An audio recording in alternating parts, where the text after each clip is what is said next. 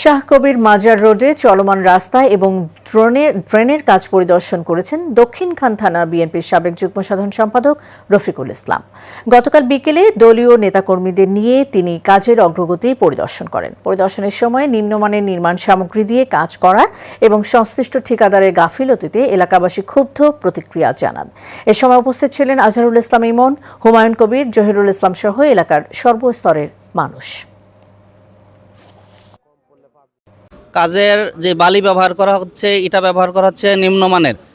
যে পিটগুলো করা হচ্ছে, এই পিটগুলোতে বাহিরে এবং ভিতরে ভালোভাবে প্লাস্টার বা বালি দিয়ে বন্ধ করা হচ্ছে না, যার কারণে এখনই এই গাঁথনিগুলোর ভিতর দিয়ে পানি ঢুকতেছে। এবং আমরা আশঙ্কা করতেছি এই কাজটা যখন শেষ হয়ে যাবে, উপরে স্ল্যাব উঠে যাবে এবং রাস্তার কাজ শেষ হবে, ভারী যানবাহন চলাচল করবে, তখন এগুলো অল্প সময়ের মধ্যেই ভেঙে যাবে।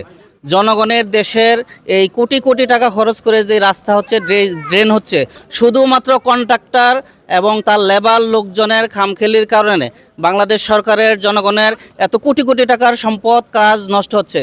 তাই আমি সংশ্লিষ্ট সকলের দৃষ্টি আকর্ষণ করতেছি, বিশেষ করে আমাদের দেশপ্রেমিক বাংলাদেশ সেনাবাহিনীর যে সকল কর্মকর্তা এই দায়িত্বে নিয়োজিত আছেন তাদের প্রতি